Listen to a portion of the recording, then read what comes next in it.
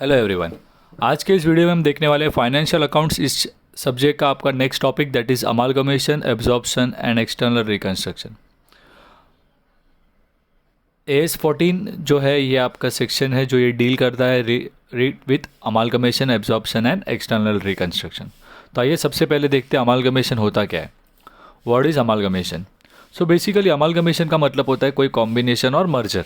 जैसे कि for example मान लीजिए कि दो कंपनीज़ है, राइट, और वो दोनों कंपनीज मिलकर एक कंपनी, नया कंपनी फॉर्म हो रहा है, तो इसे हम क्या कहेंगे? यहाँ पे अमालगमेशन हुआ है। ए कंपनी, बी कंपनी और ये दोनों मिलकर अभी क्या हो गए? नए सी कंपनी हो गए, तो इसे हम एक अमालगमेशन कह सकते हैं।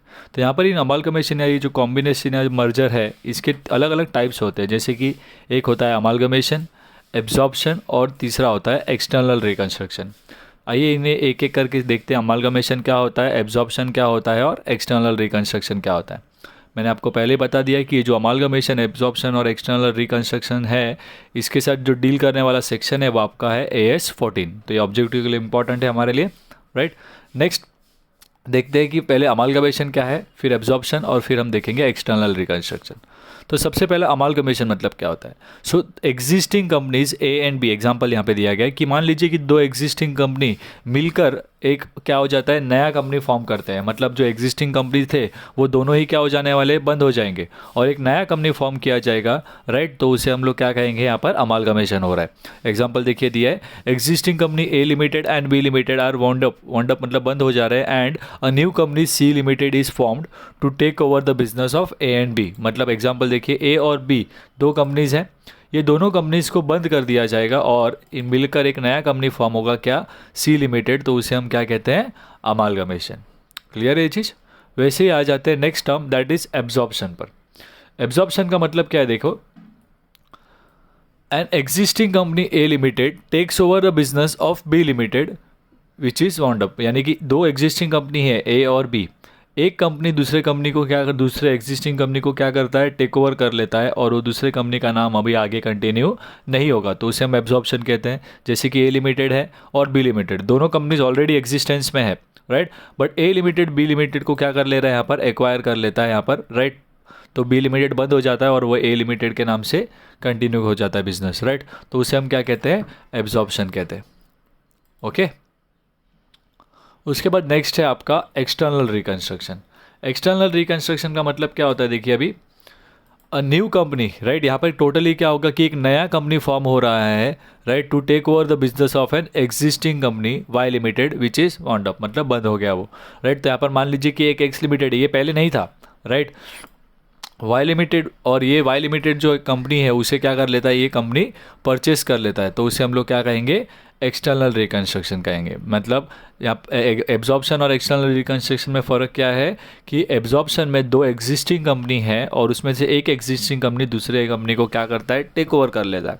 और यहाँ पर एक्सटर्नल रिकंस्ट्रक्शन में क्या है कि एक एग्जिस्टिंग कंपनी को दूसरा कंपनी टेक ओवर कर रहा है, बट वो नया कंपनी है, राइट, न्यू कंपनी फॉर्म हो रहा है बेसिकली, तो उसे हम लोग क्या कहेंगे? एक्सटर्नल रिकंस्ट्रक्शन कहेंगे। क्लियर? तो ये हो गया हमारे तीनों terms, that is amalgamation, absorption और एक्सटर्नल रिकंस्ट्रक्शन। तो अभी यहाँ पर हमें कुछ और टर्म्स भी समझने हैं, जैसे कि पहला है ट्रांसफरर कंपनी। ट्रांसफरर कंपनी का मतलब क्या होता है कि जब दो कंपनीज अमालगमेट हो रहे हैं या मर्ज हो रहे हैं, तो एक कंपनी जो होता है वो आपका सेलिंग कंपनी या जिसे आप वेंडर कंपनी कहते हो, और एक होता है आपका परचेजिंग कंपनी, यानी कि जो क्या है? बिजनेस टेक ओवर कर रहा है वो कंपनी। सो ट्रांसफरर कंपनी मतलब बेसिकली आप सेलिंग कंपनी, जो कंपनी बंद हो रहा है। So transferor company means a company which is amalgamated into another company, कि जो कंपनी दूसरे के साथ अमालगमेट हो रहा है वो क्या है? आपका ट्रांसफरर कंपनी बोला जाएगा, जिसे आप क्या बोल सकते हो? Vendor company, selling company. Okay. Next term है आपका ट्रांसफरी कंपनी। ट्रांसफरी कंपनी का मतलब क्या है? Transferee company means a company into which the transferor company is amalgamated, right. तो ये ऐसा कंपनी है जिसके अंदर ट्रांसफरर कंपनी क्या हो रहा है? मर्ज हो जा रहा है, उसे हम ट्रांसफरी कंपनी कहेंगे, राइट। इसे हम परचेसिंग कंपनी भी कह सकते हैं आसान भाषा में। ओके।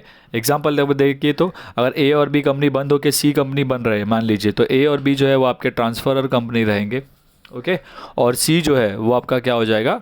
ट्रांसफर ही हो जाएगा। क्लियर आपको ये? राइट। सो ट्रांसफ़र और ट्रांसफर भी हमने कवर कर लिया। इसके बाद आते हैं अमालगमेशन। यहाँ पर अलग अलग कैटेगरीज में होते हैं। दो कैटेगरी है अमालगमेशन में, राइट। एक है amalgamation in nature of merger और एक है amalgamation in nature of purchase, ठीक है। दोनों के कंडीशंस है एक्चुअली कुछ। अगर अमालगमेशन ऑफ मर्जर में ऐसे 5 कंडीशंस दिए गए हैं, अगर वो पांचों कंडीशंस फुलफिल होते हैं तो हम उसे कहते हैं amalgamation in nature of merger, और अगर वो पांचों कंडीशन पूरे नहीं होते या 5 में से कुछ कंडीशन ही पूरे हुए हैं तो उसे हम क्या कहते हैं, amalgamation in nature of purchase, ठीक है। बेसिक मतलब देखने जाऊँ तो अमालगमेशन नेचर ऑफ परचेस में, मर्जर में क्या होता है, इक्विटी शेयर होल्डर जो है, right, holding 90% of equity shares in the transferor company becomes the shareholders of the transferee company। मतलब क्या कि जो कंपनी जिसे बंद किया जा रहा है उस कंपनी के शेयर होल्डर्स को नए कंपनी में क्या किया जा रहा है, शेयर्स दिया जाएगा, तो वो हम लोग क्या बोलेंगे, नेचर ऑफ मर्जर बोलेंगे उसे, राइट। और अगर इन इक्विटी शेयर होल्डर्स को नई कंपनी में नहीं लिया जा रहा है, ऐसा होगा, राइट, तो उसे हम क्या कहेंगे, नेचर ऑफ परचेस कहेंगे। क्लियर। सो अब यहाँ पर हमें अकाउंटिंग ट्रीटमेंट मेनली सीखना है, दैट इज़ सेलिंग कंपनी के बुक्स में हमें क्या ट्रीटमेंट शो करना है और बाइंग यानी कि परचेसिंग कंपनी के बुक्स में एंट्री क्या होगी। तो सबसे पहले हम लोग शुरू करेंगे accounting treatment in the books of selling company. अब मेजॉरिटी केसेस में जो है वो आपको सेलिंग कंपनी के लिए लेजर अकाउंट्स पूछे जाते हैं कि जब आप अमालगमेशन कर रहे हो या एब्जॉर्प्शन कर रहे हो तो सेलिंग कंपनी के बुक्स में एंट्रीज क्या होंगे, ठीक है। तो सबसे पहले मैं आपको ये बता देना चाहता हूँ कि अमालगमेशन, एब्जॉर्प्शन और एक्सटर्नल रिकंस्ट्रक्शन सभी के लिए जो हमारा कंसेप्ट है सेलिंग कंपनी के बुक्स में वो सेम है, ठीक है। तो यहाँ पे हम जो कवर करने वाले हैं अभी कंसेप्ट, वो हमारा सेम कंसेप्ट पूरे चैप्टर भर में फॉलो होगा। परचेसिंग कंपनी के लिए खाली क्या होता है कि अमालगमेशन और एब्जॉर्प्शन में थोड़े बहुत एंट्रीज ऐड हो जाएंगे, ठीक है। बाकी सेलिंग कंपनी के ट्रीटमेंट में कोई फ़र्क पड़ने वाला नहीं है। तो यहाँ पर मैं जैसे कि मैंने आपको कहा कि मेजॉरिटी केसेस में आपको लेजर अकाउंट्स बनाने बोलते हैं, कई कुछ ही ऐसे बार होता है जब आपको क्या होगा, जर्नल एंट्री पूछा जाएगा। तो हमें दोनों के लिए प्रिपेयर रहना है। तो सबसे पहले हम लोग देखते हैं कि लेजर्स में अगर पूछा जाता है तो कौन से अकाउंट बनाए जाते हैं, ठीक है। तो सबसे पहले अगर लेजर अकाउंट बनाएंगे तो आपको ये सारे लेजर अकाउंट्स बनाने होते हैं, राइट। डिपेंडिंग क्वेश्चन में आपको क्या दिया हुआ है मैं आपको बताता हूँ। देखिए, सबसे पहले हम लोग बनाते हैं रियलाइजेशन अकाउंट, ये आपको बनाना ही है सेलिंग कंपनी के बुक्स में। इक्विटी शेयर होल्डर्स, जो कंपनी है सेलिंग कंपनी, जो कंपनी बंद हो रहा है उसके इक्विटी शेयर्स रहेंगे तो उनके इक्विटी शेयर होल्डर अकाउंट बनाएंगे हम। अगर क्वेश्चन में उनके प्रेफरेंस शेयर्स भी है तो हम उनका ये अकाउंट बनाएंगे, अगर नहीं है तो फिर ये प्रेफरेंस शेयर होल्डर अकाउंट बनाने की ज़रूरत नहीं है, ठीक है। तो ये पार्ट ऑप्शनल हो जाता है। उसके बाद है परचेसिंग लिमिटेड अकाउंट, राइट। तो जो नया कंपनी है, जो परचेसिंग कंपनी है, उसका एक अकाउंट भी बनाया जाएगा सेलिंग कंपनी के बुक्स में। उसके बाद equity shares in purchasing company, कैसा हो रहा है कि एक कंपनी दूसरे कंपनी को परचेस कर रहा है, तो जिस कंपनी को वो परचेस कर रहा है हो सकता है उसे वो अपने नए कंपनी में इक्विटी शेयर्स दे रहा है, तो इसीलिए equity shares in purchasing company बनाया जाएगा। वैसे ही preference shares in purchasing company भी बनाया जा सकता है अगर क्वेश्चन में आपको इसके बारे में कुछ इन्फॉर्मेशन दिया है कि नया कंपनी जो है, परचेसिंग कंपनी जो है, वो क्या कर रहा है, सामने वाले को प्रेफरेंस शेयर्स दे रहा है। तो अगर ये प्रेफरेंस शेयर्स दोनों भी क्या है, ऑप्शनल है। ऑप्शनल इन द सेंस अगर सब में इनके बारे में है तो हमें बनाना है, वरना नहीं बनाएंगे, ठीक है। और बाद में बनाना है आपको last cash and bank account, अगर परचेसिंग कंपनी जो है वो कैश बैंक सेलिंग कंपनी का लेकर नहीं जा रहा है। तो अगर परचेसिंग कंपनी कैश बैंक भी लेकर जा रहा है तो फिर कैश बैंक अकाउंट बनाने की ज़रूरत नहीं है। बट अगर वो कैश बैंक लेकर नहीं जा रहा है तो सेलिंग कंपनी के पास ही है कैश, तो इसीलिए वो कैश बैंक अकाउंट बनाएगा, ओके। तो ये हमारे क्या है, लेजर अकाउंट जो हमें क्या करने होते हैं, बनाने होते हैं। अब इसमें देखते हैं कि क्या क्या स्टेप्स फॉलो कर सकते हो आप, राइट। तो हमने यहाँ पे एक स्टेप्स बनाया हुआ है, इन स्टेप्स को आप फॉलो करेंगे हमेशा हर सम के वक्त, ठीक है। तो सबसे पहले, right, steps to solve the problem में हमारा सबसे पहला स्टेप होगा परचेज कंसिडरेशन। तो यहाँ पे देखिए मैंने यहाँ पे सारे स्टेप्स बताए हैं, एक एक करके हम लोग डिटेल में एक्सप्लेन करेंगे इसे। सबसे पहला स्टेप है परचेज कंसिडरेशन, फिर record all balance sheet items in respective accounts, यानी कि क्वेश्चन में जो बैलेंस शीट दिया है उसमें से सभी आइटम्स को हमने जो लेजर अकाउंट बनाया है उसमें हमें शिफ्ट करना है। उसके बाद record and receive purchase consideration, dispose of assets and liability not taken over. मतलब क्या है कि अगर सब में परचेजिंग कंपनी जो है वो सेलिंग कंपनी के कुछ एसेट्स को अगर नहीं ले जा रहा तो उन एसेट्स को हमें क्या करना है यहाँ पे, राइट, क्या किया जाएगा, सेल कर दिया जाएगा, तो उसकी एंट्री यहाँ पे शो करनी है। फिर एक्सपेंसेस ऑफ रियलाइजेशन है, ठीक है।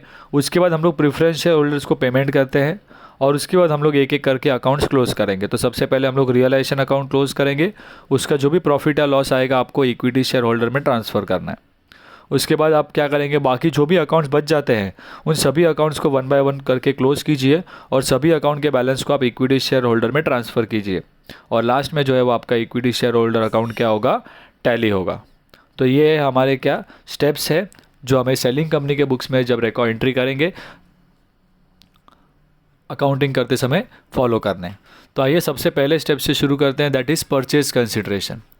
सो परचेज कंसिडरेशन का मतलब क्या होता है कि जब एक कंपनी दूसरे कंपनी को खरीद रही है तो उसे एक अमाउंट पे किया जाता है और उस अमाउंट को हम यहाँ पे क्या कहते हैं, परचेज कंसिडरेशन। बट ये परचेज कंसिडरेशन कैलकुलेट कैसे करें, तो इसके 2 मेथड्स हैं, ठीक है।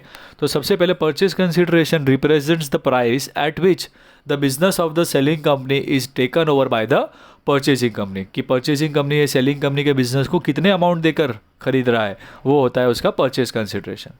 अब परचेज कंसिडरेशन 2 मेथड से कैलकुलेट किया जा सकता है, एक है नेट एसेट मेथड और एक है नेट पेमेंट मेथड, ठीक है। सो नेट एसेट मेथड क्या होता है पहले वो देखते हैं। नेट एसेट मेथड का मतलब क्या होता है, यहाँ पर हम क्या करेंगे, कंपनी जो जो एसेट्स टेकन ओवर कर रही है, परचेजिंग कंपनी सेलिंग कंपनी के जो जो एसेट्स लेकर जा रही है, हम उन वैल्यू पर उसको यहाँ पर दिखाएंगे। So assets at taken over at agreed value, agreed value मतलब जो वैल्यू पर वो परचेजिंग कंपनी ले जा रहा है एसेट्स को, उन वैल्यू पर हम सारे एसेट्स को 1 बाय 1 लिखेंगे। उसका जो टोटल आएगा उसमें से हम लायबिलिटीज़ जो कंपनी लेकर गई है उसे हम क्या करेंगे, माइनस करेंगे, ठीक है। और वो माइनस करने पर हमें क्या मिल जाएगा, यहाँ पे परचेज कंसिडरेशन मिल जाएगा और उस यहाँ पे एसेट्स माइनस लायबिलिटी करके हमें क्या मिल जा रहा है, परचेज कंसिडरेशन मिल जाएगा, ठीक है। यहाँ पे बाय मिस्टेकली पीसी लिख दिया है, मैं करेक्ट कर देता हूँ आपके लिए, राइट। तो हमारा नेट एसेट मेथड का फॉर्मूला क्या होता है, net asset method, assets at taken over value less liabilities at taken over value, right. Basically यहाँ पर आउटसाइड लायबिलिटीज सारे लेते हैं, यानी कि equity share holder, preference share holder, reserve को छोड़कर बाकी के जो आपके लायबिलिटीज़ है वो हम यहाँ पर लेंगे और इससे हमें क्या मिल जाएगा, परचेज कंसिडरेशन मिल जाएगा। ये हमारा ज़्यादातर यूज़ होने वाला मेथड है, that is net asset method. Second method जो है वो है, उसका नाम है नेट पेमेंट मेथड, ठीक है। नेट पेमेंट मेथड में क्या होता है कि यहाँ पर आपको डायरेक्टली बता दिया गया होगा कि परचेसिंग कंपनी सेलिंग कंपनी को ये सारी चीज़ें दे रहा है। परचेसिंग कंपनी ने सेलिंग कंपनी को इतने अमाउंट के इक्विटी शेयर्स दिए, इतने अमाउंट के प्रेफरेंस शेयर्स दिए और इतना कैश दिया, तो उन सभी को ऐड करके आपको क्या मिल जाएगा, टोटल परचेज कंसिडरेशन मिल जाएगा। It represents the sum total of the payment made by the purchasing company to the selling company. Purchasing company selling company को कितना अमाउंट पे कर रहा है उसका जो टोटल आता है वो आपका क्या होता है, नेट पेमेंट मेथड होता है। तो उसको कैलकुलेट कैसे करते हैं, जैसे कि मैं आपको एग्जांपल देता हूँ कि मान लो कि सब में बोला है कि इक्विटी शेयर्स दिए परचेसिंग कंपनी में, प्रीफरेंस शेयर्स दिए उन्होंने परचेसिंग कंपनी में डिबेंचर्स दिए उन्होंने सेलिंग कंपनी को और कैश दिया कुछ। तो इन सबका जो टोटल होगा आपका, राइट, कि क्या क्या चीज़ें आपने दी है सेलिंग कंपनी को, राइट, वो आपका क्या हो जाएगा, परचेज कंसिडरेशन हो जाएगा, ठीक है। सो 2 मेथड्स है, एक है आपका नेट एसेट मेथड और दूसरा है आपका नेट पेमेंट मेथड। सो दोनों में से कौन सा मेथड आपको सम में यूज़ करना है वो आपको कैसे पता चलेगा, राइट। तो यहाँ पे देखिए क्या बोला है, the purchase consideration as per the net payment method represents the ultimate price, hence it should be given the first preference. हमेशा हम लोग पहले नेट पेमेंट मेथड से ट्राई करने की कोशिश करेंगे और अगर समझो नेट पेमेंट के लिए हमें इन्फॉर्मेशन सारा अवेलेबल नहीं है तो हम लोग क्या करेंगे, फिर नेट एसेट मेथड से कैलकुलेट करेंगे, ठीक है। सो सिंपल सा मैं आपको यहाँ पे बताता हूँ कि अगर क्वेश्चन में हमें ये बता दिया है डायरेक्टली कि भाई कंपनी इतना इक्विटी शेयर्स दे रहा है, राइट, इतना प्रेफरेंस शेयर्स दे रहा है, इतना डिबेंचर्स दे रहा है और इतना कैश दे रहा है, सब चीज़ें पता है हमें कि क्या दे रहे हैं और कितना दे रहे हैं। सब में खाली इतना बोला है कि इक्विटी शेयर्स देंगे और कैश देंगे, बट कितने इक्विटी शेयर्स देंगे वो नहीं बताया गया, तो फिर हम लोग नेट पेमेंट मेथड नहीं यूज़ कर सकते। 2 इन्फॉर्मेशन पता होने ज़रूरी है, एक है क्या दे रहे हैं और एक कितना दे रहे हैं, राइट। तो अगर क्या दे रहे हैं और कितना दे रहे हैं दोनों हमें पता है तो हम लोग क्या कर रहे हैं, यहाँ पर नेट पेमेंट मेथड यूज़ करते हैं। अगर और क्वेश्चन में क्या देना है कितना देना है दोनों पता नहीं है या दोनों में से एक ही पता है एक पता नहीं है, तो उस समय हम लोग क्या करेंगे, नेट एसेट मेथड फॉलो करेंगे, ठीक है। तो ये हम टेक्निक को सब में यूज़ करेंगे तो आपको ऑलरेडी आपको यहाँ पे तभी क्लियर हो जाएगा, ठीक है। तो ये सबसे पहला हमारा कंसेप्ट जो है that is purchase consideration complete हो जाता है, ओके। नेक्स्ट स्टेप पर आ जाते हैं, that is record of balance sheet items in respective accounts. तो क्वेश्चन में आपको जो बैलेंस शीट दिया है उसमें जो जो आइटम्स आपको दिए गए हैं वो कहाँ पर रिकॉर्ड करने हैं वो आपको यहाँ पर देखना है सेकेंड स्टेप में। तो सबसे पहले हम लोग क्या करेंगे, यहाँ पर देखिए एक एक करके मैं आपको बताता हूँ कि क्वेश्चन में जो आपको बैलेंस शीट दिया है सेलिंग कंपनी का, राइट, उसके इक्विटी शेयर कैपिटल को आपको क्या करना है, इक्विटी शेयर होल्डर अकाउंट में ट्रांसफ़र करना है। प्रेफरेंस शेयर कैपिटल को प्रेफरेंस शेयर होल्डर अकाउंट में ट्रांसफ़र करना है, कौन सी साइड में, क्रेडिट साइड में। उसके बाद रिजर्व्स एंड सरप्लस को हम ट्रांसफ़र करेंगे इक्विटी शेयर होल्डर्स में। अब यहाँ पर देखिए कंपनी सेलिंग कंपनी है, सेलिंग कंपनी जब बंद हो रही है तो उसके जो भी रिजर्व्स होंगे, रिजर्व्स का मतलब क्या होता है कि हर साल के जो प्रॉफिट्स में से पैसे साइड में रखे गए हैं वो आपका रिजर्व है, तो इसके ऊपर पुराने शेयर होल्डर्स का ही हक है। इसीलिए जब ये कंपनी सेल होने वाली है उसके पहले राइट वो रिजर्व जो है वो इक्विटी शेयर होल्डर्स आपस में डिस्ट्रीब्यूट कर लेंगे, ठीक है। और इसके अलावा बाकी जो लायबिलिटीज़ बच गए, that is debentures, creditors, right, bills payable, इन सभी लायबिलिटीज़ को हमें क्या करना है, realisation account transfer, realisation account के इसमें ट्रांसफ़र करना है, कौन से साइड में, क्रेडिट साइड में ट्रांसफ़र करेंगे, ठीक है। At book value, book value मतलब जो बैलेंस शीट में वैल्यू दिया है उस वैल्यू पर। उसके बाद एसेट्स की बात करें तो सारे एसेट्स जो होते हैं हमारे, land and building, plant and machinery, furniture, debtors, सारे एसेट्स को हम लोग रियलाइजेशन अकाउंट के डेबिट में ट्रांसफ़र करेंगे एट बुक वैल्यू। और कैश एंड बैंक में आपको याद रखना है कि अगर समझो कैश एंड बैंक सामने वाला कंपनी यानी कि परचेसिंग कंपनी ले जा रहा है, टेकन ओवर करता है कैश, तो हम लोग उसे रियलाइजेशन में ट्रांसफ़र करेंगे। बट अगर वो सामने वाला कंपनी कैश नहीं ले जा रहा है तो सेलिंग कंपनी के पास पड़ा है कैश, इसीलिए सेलिंग कंपनी क्या करेगा, कैश एंड बैंक अकाउंट बनाएगा, राइट। तो वो फिर क्या करेगा कि उस अमाउंट को कैश एंड बैंक अकाउंट में ही डेबिट साइड में ब्रॉट डाउन करेगा। क्लियर है। तो अगर आपको यहाँ पे याद आता होगा तो ये रियलाइजेशन अकाउंट से आपने ये सेम आपके स्कूल टाइम, अपने सॉरी 12th स्टैंडर्ड में आपने डिसोल्यूशन ऑफ पार्टनर ये चैप्टर पढ़ा था, तब भी आप यही करते थे कि सारे एसेट्स को रियलाइजेशन के डेबिट में ले जाते थे और लायबिलिटीज़ को रिवैल्यूएशन के क्रेडिट में ले जाते थे, राइट। तो वही स्टेप यहाँ पर भी फॉलो हो रहा है। नहीं याद है तो कोई बात नहीं, आपको ये टेबल अभी से याद रखना है, ठीक है। इसके बाद क्वेश्चन में अगर समझिए मिसलेनियस एक्सपेंडिचर्स है जो नॉट रिटर्न ऑफ होते हैं, राइट, फिक्टिशियस एसेट्स जिसे हम कहते हैं। बैलेंस शीट के एसेट साइड में क्वेश्चन में अगर आपको दिया हुआ है share issue expenses not return of, goodwill not return of, तो ऐसे सारे आइटम्स को हमें क्या करना है, वहाँ पर इक्विटी शेयर होल्डर्स के डेबिट साइड में ट्रांसफ़र कर दिया जाएगा, ठीक है। और प्रॉफिट एंड लॉस भी देते हैं आपको कई बार वो एसेट साइड में, तो उसे भी आपको क्या करना है, इक्विटी शेयर होल्डर अकाउंट्स में डेबिट साइड में ट्रांसफ़र करेंगे। क्लियर ये चीज़। तो ये आपका second step, that is record all the balance sheet items in your respective accounts. ये होने के बाद हम आ जाते हैं नेक्स्ट स्टेप में, दैट इज थर्ड स्टेप है आपका record and receive purchase consideration, ठीक है। Record and receive PC, PC का मतलब है परचेज कंसिडरेशन। तो अभी यहाँ पे सेलिंग कंपनी को जब परचेसिंग कंपनी से परचेज कंसिडरेशन मिलता है तो उस समय हमें एंट्री क्या होगी, वो तो पहले उसको रिकॉर्ड किया जाएगा, यानी कि जब ड्यू होगा परचेज कंसिडरेशन का अमाउंट इतना है, राइट, तो उस समय हमारी एंट्री क्या होगी, देखिए सबसे पहले तो purchasing company account debit, right, to realisation. तो अगर समय हम लेजर बना रहे हैं तो हम क्या करेंगे, परचेसिंग कंपनी के डेबिट में लिखेंगे और रियलाइजेशन के क्रेडिट में लिखेंगे। ये दो इफेक्ट्स होंगे। अगर क्वेश्चन में जर्नल एंट्री पूछा है तो हम ये जर्नल एंट्री पास करेंगे, और इसका अमाउंट क्या होगा वो तो हमने ऑलरेडी परचेज कंसिडरेशन हमारा जो फर्स्ट स्टेप है तब हमने फाइंड किया है, वही अमाउंट के लिए ये एंट्री पास की जाएगी, ठीक है। यहाँ पर हमें परचेज कंसिडरेशन अब तक मिला नहीं है, यहाँ पे हमने खाली रिकॉर्ड किया है कि इतना हमारा परचेज कंसिडरेशन बनता है। और जब सेलिंग कंपनी को ये परचेसिंग कंपनी से परचेज कंसिडरेशन मिलेगा, राइट, रिसीव करेंगे, तब हमें सामने वाले कंपनी से क्या क्या मिल रहा है उन सभी चीज़ों को हम डेबिट करेंगे। टू क्या हो जाएगा, परचेजिंग कंपनी, राइट, जो यहाँ पे डेबिट हुआ परचेजिंग कंपनी वो यहाँ पे क्रेडिट हो जाएगा, ठीक है। सो अगर सामने वाले कंपनी से हमें इक्विटी शेयर मिला तो equity shares in purchasing company, preference shares मिला है तो preference shares in purchasing company, cash मिला है तो कैश अकाउंट टू, राइट, और टू क्या आ जाएगा, वो परचेसिंग कंपनी। तो जो जो चीज़ें मिले वो सारी टोटल करके हम यहाँ पे, राइट, ये सेम आपका अमाउंट होगा, रीपरचेज कंसिडरेशन का ही अमाउंट है, बस खाली यहाँ पे ब्रेकअप दिया गया है कि कितने इक्विटी शेयर्स है, कितने प्रेफरेंस शेयर्स है और कितना कैश है। तो ज़रूरी नहीं कि तीनों चीज़ें होनी ही चाहिए, हो सकता है कि खाली इक्विटी शेयर्स भी हो, इक्विटी शेयर्स और कैश भी हो सकता है, राइट। तो क्वेश्चन में क्या दिया गया है उस हिसाब से हम लोग क्या करेंगे, यहाँ पर आइटम्स कंसिडर करेंगे डेबिट साइड में। क्लियर। तो ये था आपका third step, that is record and receive purchase consideration.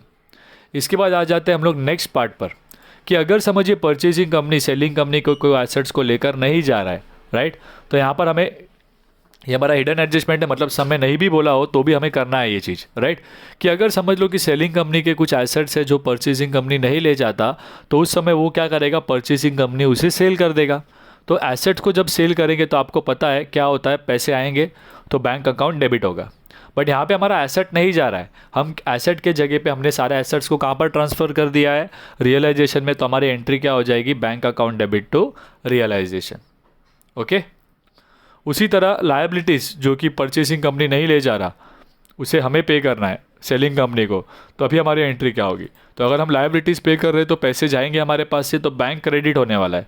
But मैं उस लायबिलिटी का नाम डेबिट नहीं कर सकता हूँ, क्यों, मैंने सारे लायबिलिटीज़ को कहाँ पर ट्रांसफ़र कर दिया है, रियलाइजेशन में, राइट। तो हमारी एंट्री क्या हो जाएगी, realisation account debit to bank account. Clear. तो ये होगा आपके जब एसेट्स और लायबिलिटी कोई परचेसिंग कंपनी अगर सेलिंग कंपनी के नहीं ले जाता, तब सेलिंग कंपनी अपने बुक्स में ये एंट्री दिखाएगा। अगर सारे के सारे एसेट्स और लायबिलिटी लेकर गए तो फिर हमें ये स्टेप करने की ज़रूरत नहीं होगी, हम उसे स्किप कर देंगे, हम डायरेक्टली नेक्स्ट स्टेप पर बढ़ेंगे। ओके।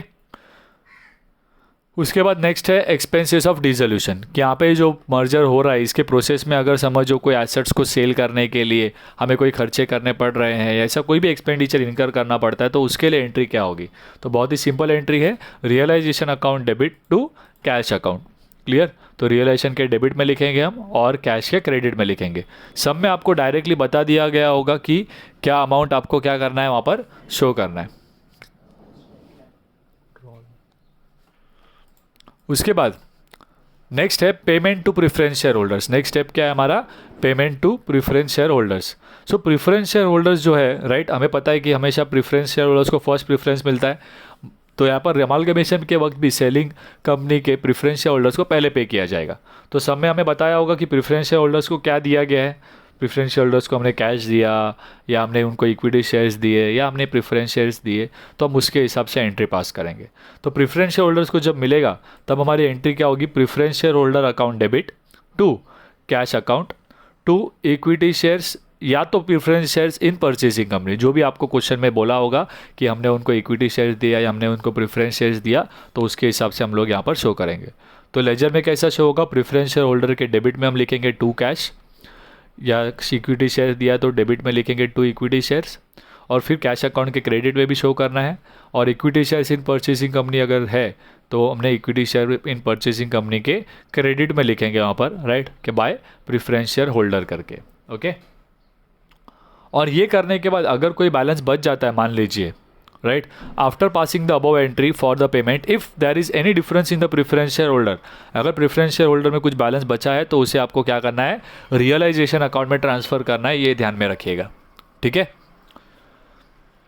इसके बाद बाकी जो सारे अकाउंट्स बच जाते हैं, राइट, अभी हमें वन बाय वन क्लोज करना है। प्रेफरेंस शेयर होल्डर्स तो यहाँ पे क्लोज हो जाता है, बट इन केस अगर क्लोज नहीं हुआ है तो हमने देखा उसे कहाँ डालेंगे, रियलाइजेशन अकाउंट में बैलेंस को ट्रांसफ़र करेंगे। अब इसके बाद आपका नेक्स्ट काम क्या होता है कि आप पहले रियलाइजेशन अकाउंट क्लोज कीजिए, और उसका जो भी बैलेंस आएगा वो इक्विटी शेयर होल्डर में जाएगा। अगर रियलाइजेशन के डेबिट में आया है तो आप इक्विटी शेयर होल्डर के क्रेडिट में डालिए, अगर रियलाइजेशन अकाउंट के क्रेडिट में बैलेंस आया है तो फिर इक्विटी शेयर होल्डर के डेबिट में जाएगा। ओके। तो इसके बाद आपका रियलाइजेशन अकाउंट भी क्लोज हो जाएगा। इसके बाद आपको क्या करना है कि बाकी जो भी अकाउंट्स बच गए हैं, राइट, तो उन सभी अकाउंट्स को वन बाय वन क्लोज कीजिए, राइट, और उनके जो भी फाइनल बैलेंस होंगे, राइट, सभी अकाउंट्स के, डिफरेंट अकाउंट्स के, उन्हें सबको हमें क्या करना है, इक्विटी शेयर होल्डर में ट्रांसफ़र करना है। ओके। और ये होने के बाद आपका इक्विटी शेयर होल्डर अकाउंट क्या होना चाहिए, टैली होना चाहिए। दैट मीन्स कि आपका सम क्या है, करेक्ट है। तो ये जो स्टेप्स है हमें फॉलो करने हैं, किसके लिए, सेलिंग कंपनी के बुक्स में जब आप अकाउंटिंग शो करने बोला हो तो। ठीक है। जर्नल भी पूछा जा सकता है आपको और लेजर भी पूछा जा सकता है। मेजॉरिटी चांसेस आपके जो होते हैं वो लेजर के होते हैं सेलिंग कंपनी में। ठीक है। अब आ जाते हैं हम नेक्स्ट पार्ट पर, दैट इज़ परचेसिंग कंपनी के बुक्स में क्या ट्रीटमेंट दिया जाता है। तो परचेसिंग कंपनी के बुक में देखिए आपको कोई लेजर नहीं पूछता कभी भी। परचेसिंग कंपनी के बुक्स में आपको जर्नल एंट्री ही याद करनी है। क्वेश्चन में आपको जर्नल एंट्री ही पूछते हैं परचेसिंग कंपनी के बुक्स में, और परचेसिंग कंपनी के बुक में नया बैलेंस शीट बनाने बोला जाएगा। ठीक है। सो बैलेंस शीट तो शेड्यूल 6 के हिसाब से हम ऑलरेडी लास्ट सेमेस्टर में पढ़ चुके हैं, राइट। तो अगर आपने हमने वो नहीं पता है आपको तो आप उसका वीडियो देख सकते हैं, हमने उसके ऊपर स्पेशल वीडियो भी बनाया गया है, राइट, शेड्यूल 6 का जो बैलेंस शीट का फॉर्मेट है उस पर। तो आइए सबसे पहले जर्नल एंट्रीज पर फोकस करेंगे। यहाँ पर परचेसिंग कंपनी अपने बुक्स में क्या क्या जर्नल एंट्रीज पास करता है। तो सबसे पहले जब परचेसिंग कंपनी बिजनेस को परचेस कर रहा है सामने वाले कंपनी का, राइट, तो तब हमारे बुक में एंट्री क्या आएगा, business purchase account debit to liquidator of selling company. ठीक है। सो यहाँ पे जो अमाउंट होगा ये आपका परचेस कंसिडरेशन का अमाउंट है, ये आपका क्या है, परचेस कंसिडरेशन का अमाउंट है। ओके, और इसके बाद आपको क्या करना है कि दो एंट्रीज आगे और होंगे, जहाँ पर एक में आप बिजनेस परचेज को क्रेडिट कर दोगे और एक में आप लिक्विडेटर को डेबिट कर दोगे। यानी कि इन दोनों को सेटल करने के लिए आपको क्या करना है, एक एक एंट्री पास करना है। तो पहला है आपका एसेट्स एंड लायबिलिटीज़। जब ये सेलिंग कंपनी के ले जा रहा है परचेसिंग कंपनी, तो तब उसके बुक में एंट्री क्या आएगा वो देखते हैं। ठीक है, so take over of assets and liability. जब परचेसिंग कंपनी सेलिंग कंपनी के एसेट्स सारे ले रहा है तो वो सारे एसेट्स को क्या करेगा, अपने बुक्स में डेबिट करेगा, सारे लायबिलिटीज़ को अपने बुक्स में क्रेडिट करेगा, और बिजनेस परचेज जो यहाँ पे आपने डेबिट किया है ना, राइट, जो आपका परचेज कंसिडरेशन का अमाउंट है उसे यहाँ पर क्रेडिट कर देना है। राइट, ध्यान दीजिए यहाँ पे मैं क्या बताने जा रहा हूँ आपको। सबसे पहला जो जो एसेट्स वो लेकर गए हैं वो सारे वो डेबिट करेंगे, जो जो लायबिलिटीज़ वो लेकर गए वो सारे क्रेडिट करेंगे, और ये जो बिजनेस परचेज का जो आपका अमाउंट है परचेज कंसिडरेशन का, वो आपको यहाँ पर क्रेडिट करना है। ओके, इसके बाद अगर समझो आपका क्रेडिट का टोटल ज़्यादा है और डेबिट में टोटल कम है, तो आपको बैलेंस यहाँ पर आएगा, जिसे क्या नाम से लिखा जाएगा, गुडविल के नाम से। राइट, और अगर समझिए कि बैलेंस यहाँ पर ज़्यादा आया, मतलब क्या हुआ है, डेबिट साइड का टोटल ज़्यादा है और क्रेडिट में टोटल कम है, तो उस समय बैलेंस यहाँ पर आएगा और उसे हम क्या नाम से दिखाएंगे, कैपिटल रिजर्व के नाम से दिखाएंगे। तो यहाँ पर ये गुडविल या कैपिटल रिजर्व दोनों में से एक ही होगा, डिपेंडिंग कि कौन से साइड में टोटल कम है। क्लियर है ये चीज़? तो ये आपको समझना है ये चीज़ों को। दैट इज़ पहला एंट्री आपका जो है वो business purchase account debit to liquidator है। नेक्स्ट एंट्री में बिजनेस परचेज आपका यहाँ पर क्लोज हो गया। उसके बाद नेक्स्ट एंट्री में जब आप राइट अभी लिक्विडेटर को क्लोज कैंसिल करने वाले हैं, यहाँ पे पहले एंट्री में आपने लिक्विडेटर को क्रेडिट किया है, तो नेक्स्ट एंट्री में उसको डेबिट करना है हमें। ठीक है, सो तब अब ये जो एंट्री थी वो किसकी है, एसेट्स एंड लायबिलिटी जो परचेज कंपनी टेक ओवर करती है उसकी एंट्री। अब इसके बाद है परचेज कंसिडरेशन डिस्चार्ज किया जाएगा। डिस्चार्ज मतलब क्या, cash, equity share, preference shares, ये सब सेलिंग कंपनी को दिया जा रहा है। राइट, तो उस समय हमारी एंट्री होगी लिक्विडेटर ऑफ एस लिमिटेड, यानी कि liquidator of selling company account debit होगा। टू, हमने क्या क्या दिया, हमने यानी कि परचेजिंग कंपनी ने क्या क्या दिया है वो सब हम लोग क्रेडिट करेंगे। अगर हमने इक्विटी शेयर्स दिया है, प्रेफरेंस शेयर्स दिया है, कैश दिया है, तो उन सभी को डेबिट करना है एट फेस वैल्यू, यानी कि नॉमिनल वैल्यू के हिसाब से ये करेंगे। और जितना भी आपका क्या होगा, अगर एक्स्ट्रा अमाउंट है, प्रीमियम पर दिया है, तो हम लोग शेयर प्रीमियम के नाम से दिखाएंगे, और अगर डिस्काउंट पे इशू किया है तो वो डिस्काउंट क्या किया जाएगा, डेबिट किया जाएगा। राइट, डिस्काउंट और शेयर प्रीमियम के बारे में आप ऑलरेडी इशू ऑफ शेयर्स के वक्त कर चुके हैं। ठीक है, तो ये बेसिक चीज़ है। यहाँ पर मैंने लिखा हुआ है इफ़ एनी, मतलब डिस्काउंट है या शेयर प्रीमियम ये जो है अगर सब में रहा तो ही हमें दिखाना है, वरना नहीं। ठीक है, बट यहाँ पे आपका लिक्विडेटर अकाउंट डेबिट होगा। टू, हमने क्या क्या दिया वो सारी चीज़ें हम क्रेडिट करेंगे। ओके, तो ये परचेसिंग कंपनी के मेन 3 एंट्रीज ये होते हैं। सबसे पहला बिजनेस परचेज टू लिक्विडेटर, उसके बाद हम बिजनेस परचेज को कैंसिल करते हैं, यानी कि आपके assets and liability take over होने की एंट्री, और थर्ड है आपका ये डिस्चार्ज ऑफ परचेज कंसिडरेशन। ठीक है, उसके बाद परचेसिंग कंपनी अगर सेलिंग कंपनी के डिबेंचर होल्डर्स को डिस्चार्ज कर रही है, यानी कि वो लायबिलिटी है, राइट, तो उनको अगर समझो पेमेंट किया है उन्होंने, तो उसकी एंट्री क्या होगी, तो डिबेंचर्स इन सेलिंग कंपनी, यानी कि लायबिलिटी पे कर रहे हो, तो debentures in selling company account debit to debentures in purchasing company, to security premium और टू कैश बैंक।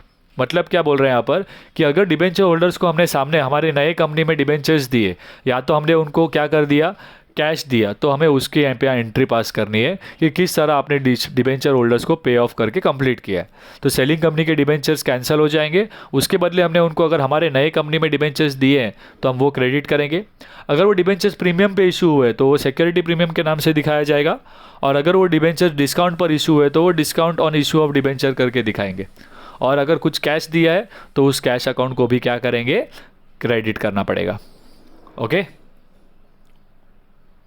उसके बाद नेक्स्ट है शेयर इश्यू एक्सपेंसेस। क्वेश्चन में आपको बोला गया रहता है डायरेक्टली कि क्वेश्चन में परचेसिंग कंपनी ने कुछ शेयर इश्यू एक्सपेंसेस इनकर किए, तो उस समय हमारी एंट्री क्या होगी। देखिए, अगर शेयर इश्यू एक्सपेंसेस इनकर किए तो कंपनी के लिए, परचेसिंग कंपनी के लिए एंट्री क्या होगा, share issue expense account debit to bank account. बहुत ही सिंपल। उसके बाद है आपका dissolution expenses paid and borne by the purchasing company. मतलब क्या होता है कि डिसोल्यूशन का खर्चा हमने नॉर्मली देखा कि सेलिंग कंपनी के बुक्स में एंट्री था ना, एक्सपेंसेस ऑफ डिसोल्यूशन। तो अगर मान लीजिए कि ये कंपनी का जो एक्सपेंस है वो क्या हुआ है, परचेसिंग कंपनी अपने साइड से पे कर रहा है, एक्चुअली है सेलिंग कंपनी का एक्सपेंस, बट अगर परचेसिंग कंपनी अपने साइड से पे करता है तो उसके बुक में एंट्री क्या हो जाएगी, goodwill account debit to cash and bank account. क्योंकि अगर परचेसिंग कंपनी सेलिंग कंपनी के खर्चे इनकर करने के लिए तैयार हो रहा है, इसका मतलब क्या है यहाँ पर कि वो कंपनी का कुछ नाम या रेपुटेशन होगा, तो इसीलिए यहाँ पे एक खाली मैंने याद रखने के लिए आपको बताया है, राइट। तो उसको गुडविल टू कैपिटल रिजर्व के नाम से शो करेंगे। क्लियर ये चीज़। उसके बाद अगर सम में क्या होता है कि गुडविल और कैपिटल रिजर्व एक्चुअली दोनों एक साथ नहीं दिखने चाहिए, राइट। तो हमने देखा था वहाँ पर एसेट्स और लायबिलिटी टेकन ओवर केस में देखा था हमने, याद है कि अगर डेबिट में बैलेंस कम आया तो हम उसे गुडविल लिखते हैं, और क्रेडिट में अगर बैलेंस कम आया तो हम उसे कैपिटल रिजर्व लिखते हैं, बराबर। और मान लो कि सब में ये भी पार्ट भी हुआ है और वहाँ पे गुडविल भी आया और हमारे जो assets and liability taken over में मान लो कैपिटल रिजर्व आया है, तो एक्चुअली बैलेंस शीट में गुडविल और कैपिटल रिजर्व दोनों नहीं हो सकते, दोनों में से एक ही हो सकता है।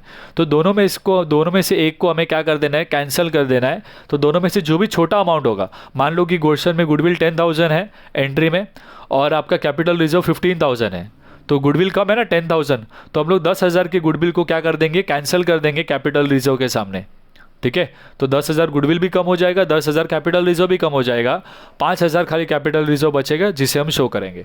वैसे ही अगर समझो कैपिटल रिजर्व कम है तो फिर हम लोग कैपिटल रिजर्व को गुडविल के साथ उतना कम कर देंगे और बचा हुआ गुडविल हमारा फिर एसेट में शो होगा, ठीक है। तो उसे कहा जाता है set off goodwill and capital reserve, right. और उस समय आपकी एंट्री क्या होगी, capital reserve account debit to goodwill, ये एंट्री फिक्स है सेट ऑफ की, बराबर। तो जो भी अमाउंट छोटा है, कैपिटल रिजर्व छोटा है या गुडविल छोटा है, उतने अमाउंट के लिए आप ये एंट्री पास करते हो, और बाकी जो पार्ट बच गया है, अगर कैपिटल रिजर्व बच गया है एक्स्ट्रा तो हम उसके लिए उसको बैलेंस शीट में शो करेंगे, और अगर गुडविल बच गया है तो उसे हम बैलेंस शीट में शो करेंगे, ठीक है। तो ये सारे हमारे जर्नल एंट्रीज परचेसिंग कंपनी के बुक में आप जो देख रहे हैं, ये आपके अमालगमेशन के लिए। अगर एब्जॉर्प्शन होता है तो उस केस में यहाँ पे जो परचेसिंग कंपनी के बुक्स में है वो कुछ और भी एक्स्ट्रा एंट्रीज आएंगे, 4 से 5 और एक्स्ट्रा एंट्रीज हम पढ़ेंगे, बट वो एब्जॉर्प्शन के वक्त देखेंगे। फिलहाल के लिए अमालगमेशन का जो हमारा कंसेप्ट है वो यहाँ पर कंप्लीट हो जाता है।